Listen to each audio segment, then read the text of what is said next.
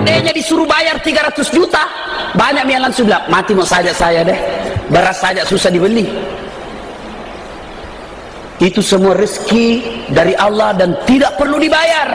Makanya kita bertobat kepada Allah bukan karena amal, bukan karena dosa kita lakukan, tapi salah satu penyebabnya megala dekasih pamasena pungalau ta'ala, dan kita tidak bisa membayarnya dengan ibadah. Makanya, halo Bapak Ibu, selesai sholat, Assalamualaikum warahmatullahi, Assalamualaikum warahmatullahi. Apa dibaca pertama? Apa dibaca pertama? Astaghfirullahaladzim wa atubu ilaihi. Kenapa dikasih begini Ustaz?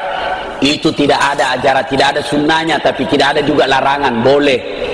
Mau begini, Assalamualaikum warahmatullahi, Assalamualaikum warahmatullahi, boleh begini, boleh juga tidak. Kenapa paling begini? Karena nyambung. Masa selesai sholat, Assalamualaikum, Assalamualaikum warahmatullahi, sekali Pak Digoso. Nah itu supaya nyambung. Kenapa kita ucapkan astagfirullah? Satu, padahal pura kita sumbajang. Biasanya nanti kita tobat baru istighfar. Ini selesai sholat kok istighfar? Astagfirullah. Satu, siapa tahu ada salah-salah dalam sholat kita. Salah-salahnya apa? Baca Al-Fatihah. Banyak itu orang salah-salah Al-Fatihah. Halo. Kutanya ki dulu Bu, berapa tahun makin sembahyang? 60 tahun, 50 tahun, 40 tahun.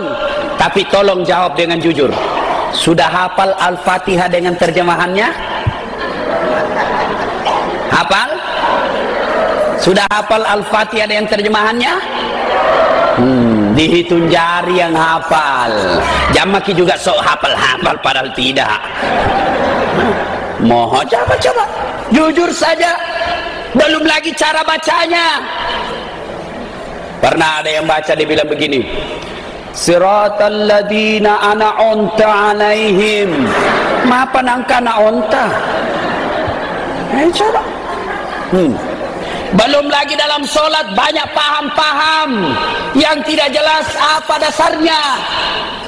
Selesai sholat, tahiyat, banyak goyang-goyangnya.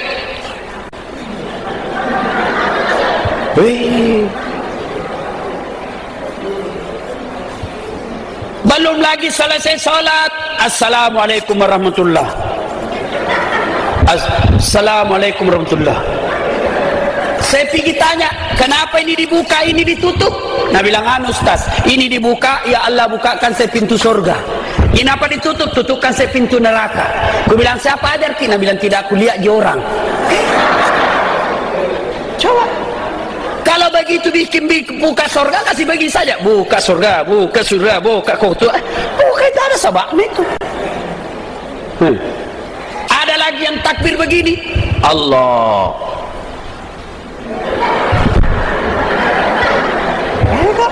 Saya tanya kenapa begitu? Karena kan selalu harus dahulu dengan kanan. Begitu dekat kanan akan kembali. Ada dalilnya? Tidak ada. Makanya kita berdoa selesai sholat kita tobat. Siapa tahu ada salah-salah tadi. Belum lagi kita cepat sekali kalau sholat. Ini yang paling banyak dilanggar. Allah. Ini yang banyak salah. Lihat, ini serius. Ketika tumaknina, Sami Allah liman hamidah. Yang namanya tumaknina, istirahat sejenak, istirahat, jangan banyak goyang.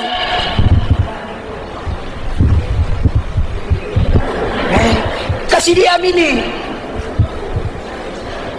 Mana lagi yang banyak biasa juga turunnya tidak sesuai sunnah Nabi. Turunnya apa? Tangannya dulu turun. Ya kalau remati orang tua ya wajar. Koma tua mi tahu malasai wajar. Tapi kalau kita masih muda, ada lagi apa? Sujudnya terlalu mau dibilang alim. Kenapa sujudnya terlalu mau dibilang alim? Coba kalau dia sujud Pak, begini caranya. Lampe banget. Besok anak ramina tipunyunyu. Coba. Itu karena apa? Ada ria, mau dikata, meloi sanga. Apalagi yang kadang-kala kita memaksakan keyakinan kita, memaksakan mazhab kita yang baku enjak-enjak kaki. Sini lagi. Boleh lihat sih? Boleh? Wah.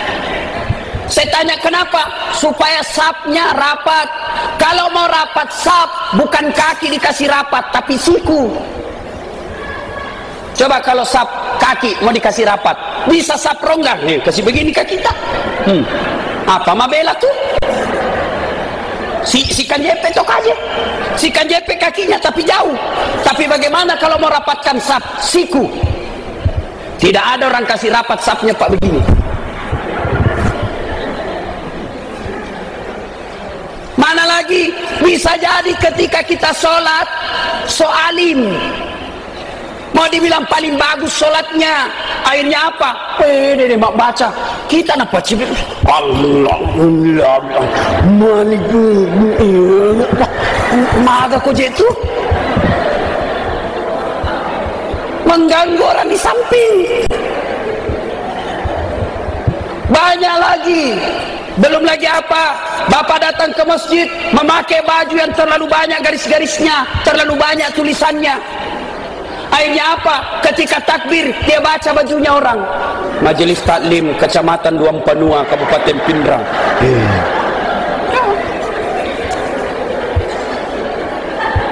Itulah sebabnya ketika kita selesai sholat kita istighfar. Astagfirullah. Kita bertobat kepada Allah. Siapa tahu tadi dalam sholat banyak anu salah pigau. Yang kedua, kenapa kita istighfar setelah selesai sholat? Karena kita yakin bahwa apa yang kita ibadah lakukan ini belum bisa membayar nikmatnya Allah kepada kita. Nah, ibu bapak yang saya muliakan, dan Tuhan kita ketika berbicara tentang tobat, subhanallah, Tuhan kita ini betul-betul agung, betul-betul Tuhan. Coba pungalata-lata Pak, pungalata-lata kesina kesi ma kesilada salah ki mapigau salah berdosa datang minta ampun. Apa kata Allah?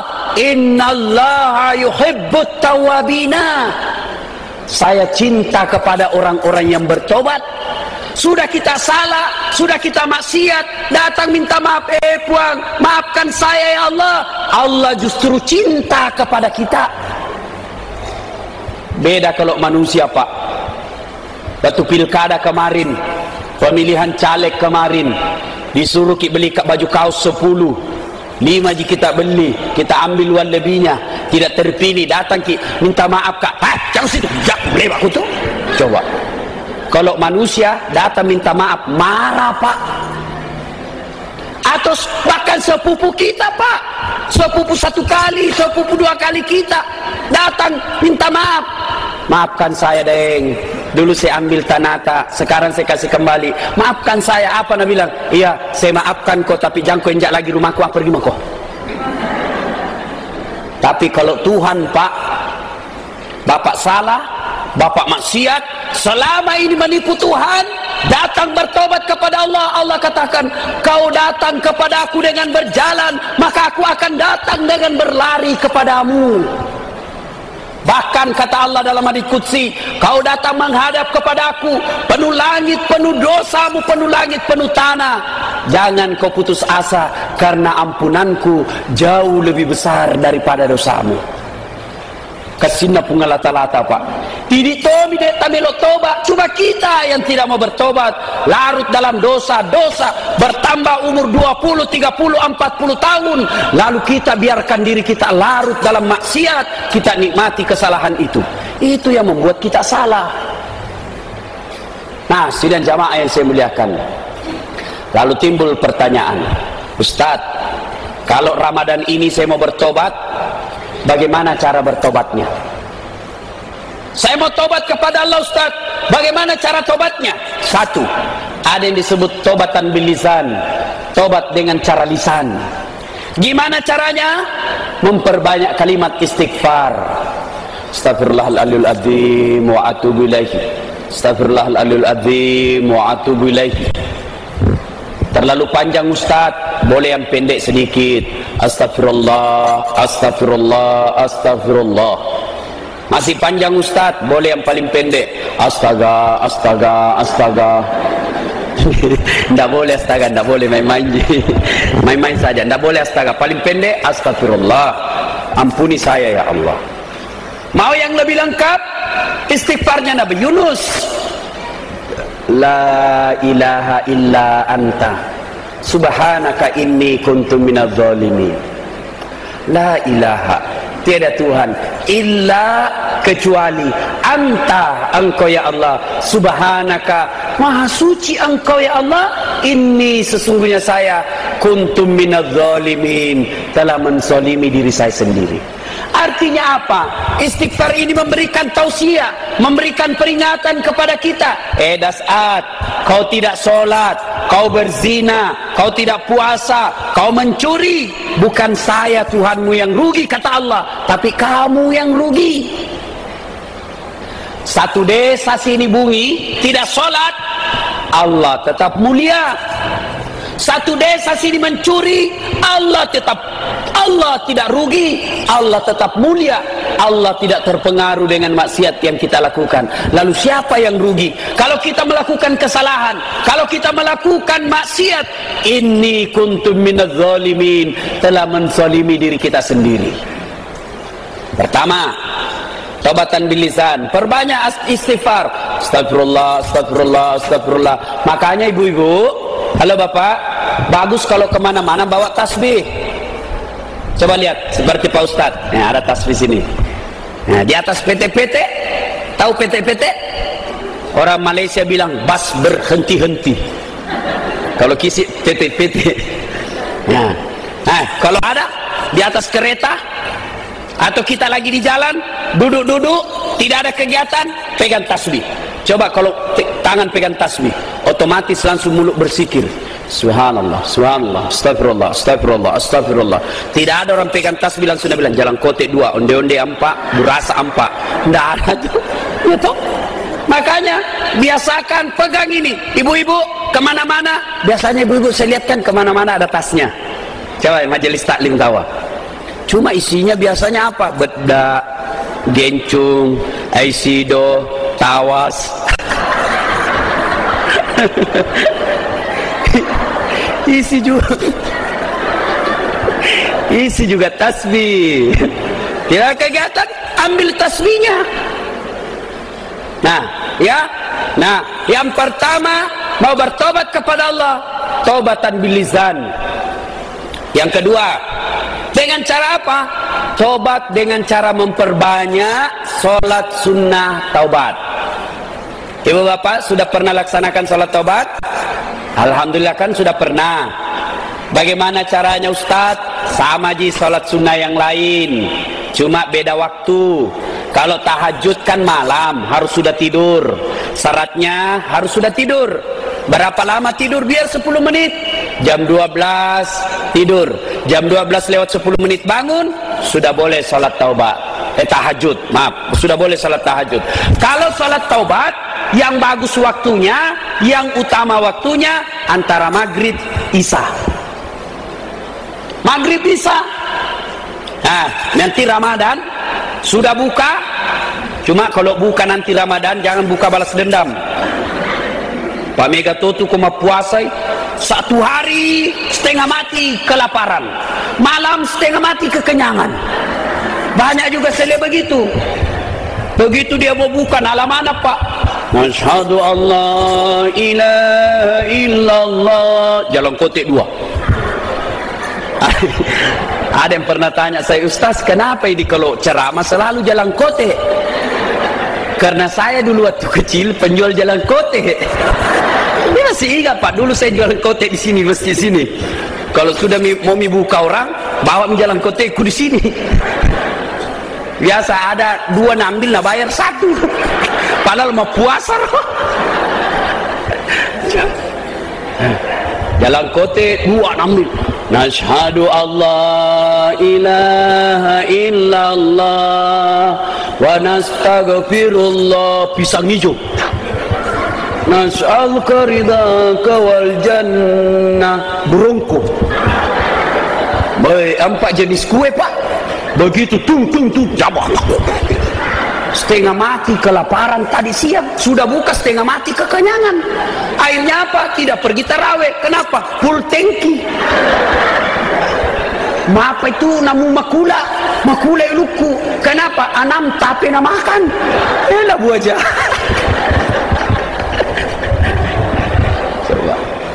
Nah ibu bapak yang saya muliakan ya. Nah misalnya nanti selesai buka, sambil nunggu Isya, kita tinggal di masjid, cepat datang ke masjid, sambil nunggu Isya, perbanyak salat tobat. Berapa rakaat? 2 rakaat sampai dengan 6. Barangkali pertamanya itu kita salat tobat, banyak cobaan. Cobaan apa? 1, cobaan berat, maksud saya pigau. Yang kedua cobaan paling berat, ria. Timbul dalam hati, kita ikat nasang sambayan tobat. Bahkan pingin cerita sama temannya, berapa rakaat mi tobat mini hari? 4 juga, saya 6. Habis amalmu.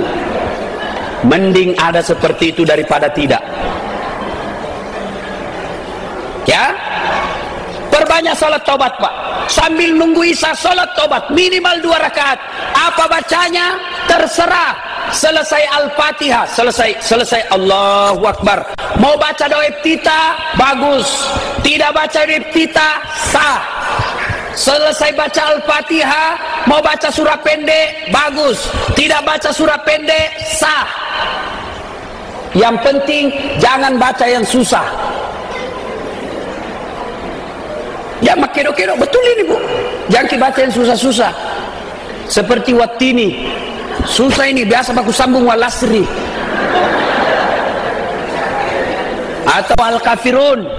Dia namelo letuk. Tak putar terus. Wala antum abiduna ma'abud wala ana abidu ma'abatum wala antum abiduna ma'abud wala ana abidu ma'abatum. Tiba-tiba ada temannya, Nabi bilang, kenapa itu tak putar-putar? Nabi bilang, ini juga kupikir. Enggak jadi disembayangnya. Jangan susah-susah, yang gampang saja. Kalau wal asri jadi hafal, wal asri mo tambah kul walla, rakaat 2 rakaat berikutnya itu lagi boleh, 2 rakaat itu lagi boleh. Lalu ketika sujud terakhir dalam solat itu, tobatlah kepada Allah. Sujud terakhir dalam solat itu tobat. Dengan catatan jangan dilafazkan. Dengar ibu, pak, kalau salat tobat dalam sujud terakhir, disitulah tempat paling bagus berdoa.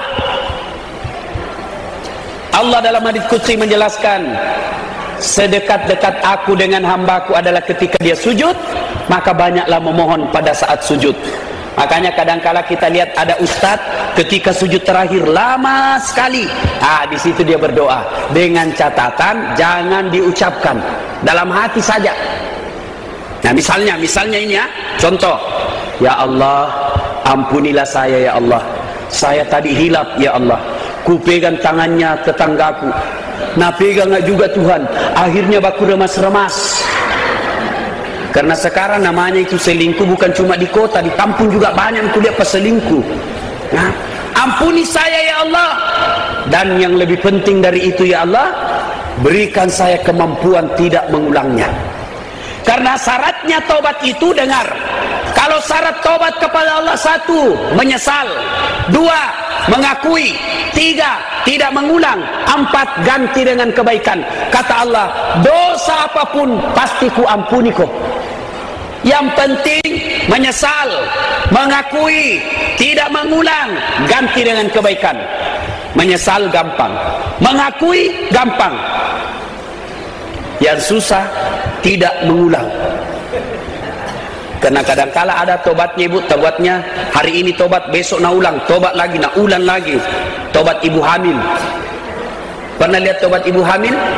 Kalau melahirkan, ibu-ibu ingat-ingat dedek waktu tak melahirkan. Ada ndak ibu-ibu melahirkan senyum? Ibu pernah melahirkan begini? Ndak keluar. Tapi coba lihat ibu-ibu kalau melahirkan, tobat-tobat tu kasih ampu bombo tidak mau kibatang tobat nak nena melomat tampu ampu mapa ndak mau mahamil ini yang terakhir 5 bulan kemudian tampu sih ya jangan tobat seperti itu. Nah masuk Ramadan ini Pak, banyaklah bertobat, banyak bertobat, memperbanyak istighfar, memperbanyak salat sunat tobat. Lalu kalau kepada sesama manusia, tobatnya tidak cukup dengan itu saja, tapi tobatnya datang minta maaf kepada dia. Nih, dengar baik-baik. Memasuki bulan suci Ramadan, yang ada bombeknya, yang ada musuhnya, demi Allah, sia-sia segala amal Ramadannya kalau dia tetap baku musuh. Kalau tobat kepada Allah syaratnya tadi 4, tapi kalau kepada sesama manusia syaratnya ditambah, minta maaf sama yang bersangkutan. Kata maki minta maaf, sebut judulnya dosa, lalu barangnya kasih kembali. Biasa kalau pengantin di kampung-kampung sini kan banyak biasa hilang piring. Haji, pura kebiasa mapabot itu, iya, ada piring tak hilang 3, saya ambil ki. Nah ini saya kasih kembali. Selama piring tidak dikasih kembali, selama itu dosanya tidak akan dimaafkan oleh Allah. Nah Bapak Ibu yang saya muliakan, innallaha yuhibbut tawabina, Allah mencintai orang-orang yang bertobat. Nah sebenarnya yang masalah kita bukan dosa.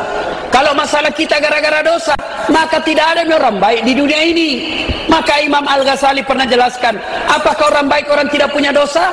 Bukan. Kalau orang baik orang tidak punya dosa, maka tidak adalah orang punya dosa sekarang. Maka tidak ada, maksud saya, maka tidak adalah orang-orang baik di dunia ini. Kenapa? Tidak ada orang sekarang tidak punya dosa. Jangankan kita, para nabi, para rasul pun punya dosa. Nabi Adam pernah berdosa makan buah khuldi. Nabi Nuh pernah berdosa gagal mendidik istri dan anaknya. Nabi Yunus pernah berdosa ketika takabur di hadapan Allah.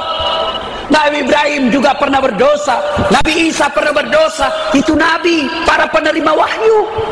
Apalagi kita manusia biasa. Pada zaman Nabi belum ada mall, belum ada TV, belum ada HP yang bisa lihat gambar-gambar porno. Sekarang ada semua itu. Pada zaman Nabi tidak ada panti pijat. Sekarang ada panti pijat di mana-mana. Pada zaman Nabi tidak ada biliar. Sekarang sudah ada semua. Itu semua tempat-tempat maksiat, tempat-tempat bikin dosa. Makanya masalah kita bukan dosa, masalah kita bertobat ke atas dosa dan kesalahan kita lakukan. Nah ibu bapak yang saya muliakan, lalu berkaitan lagi dengan ini, dosa. Dosa yang susah diampuni adalah dosa kepada sesama manusia. Makanya Nabi pernah jelaskan, seandainya kau boleh memilih antara dosa kepada Allah dengan dosa kepada manusia, maka lebih baik kau dosa kepada Allah. Kenapa? Dosanya kepada Allah gampang tobatnya, tapi kalau dosa kepada manusia susah tobatnya. Makanya ibu-ibu, bulan suci Ramadan kurangi gosip. Karena itu gosip susah tobatnya. Kenapa Ustaz? Harus kita minta maaf dan kasih tahu. Ibu pernah dulu pergi pengajian toh? Iya. Ku gosip gitu bilang lipstick tak lipstick palsu. Harus dikasih tahu orang. Makanya bapak-bapak yang pernah ngambil tanahnya tetangga tidak akan diterima tobatnya sebelum dikasih kembali tanahnya orang. Bapak yang kerja sawah gara-gara maceceng diambil pitaunya orang, pematangnya orang 1 jengkal, Demi Allah disuruh pikul nanti itu. Masuk Ramadan, kembalikan. Lalu minta pertolongan kepada Allah supaya Allah gantikan rezekinya dengan cara yang halal. Nah, sidang jamaah yang saya muliakan, bulan suci Ramadan sebagai bulan penghapus dosa, manfaatkanlah dengan sebaik-baiknya dengan memperbanyak amal, lalu lengkapi dengan memperbanyak bertobat, karena belum tentu Ramadan yang akan datang, Ramadan tahun yang akan datang kita masih mendapatinya. Mari kita lihat Pak, Ramadan lalu coba kita koreksi, coba kita pikir-pikir, Ramadan lalu masih ada tetangga kita hidup bersama dengan kita, buka puasa bersama. Penceramah saya sendiri tahun lalu saya masih ada bersama dengan bapak saya, tahun ini sudah tidak ada. Yang membuat kita malas memanfaatkan Ramadan karena kita selalu berpikir saya masih bisa Ramadan yang akan datang, padahal tidak ada jaminan. Makanya di bulan suci Ramadan yang akan datang ini, manfaatkan dengan sebaik-baiknya, memperbanyak amal di sisi Allah, karena amal sunnah nilainya seperti wajib. Lalu lengkapi dengan memperbanyak taubat, karena bulan suci Ramadan salah satu gunanya diciptakan oleh Allah adalah bulan penghapus dosa. Mudah-mudahan ada manfaat, dan semoga Allah memberikan kemampuan kepada kita untuk tetap bertobat kepada Allah, lalu memberikan kesanggupan kepada kita untuk tidak mengulang kesalahan dan kehilapan yang kita lakukan. Demikian, lebih dan kurangnya mohon dimaafkan. Nun wal kalami misturun billahi fi sabilil haq. Assalamualaikum warahmatullahi wabarakatuh.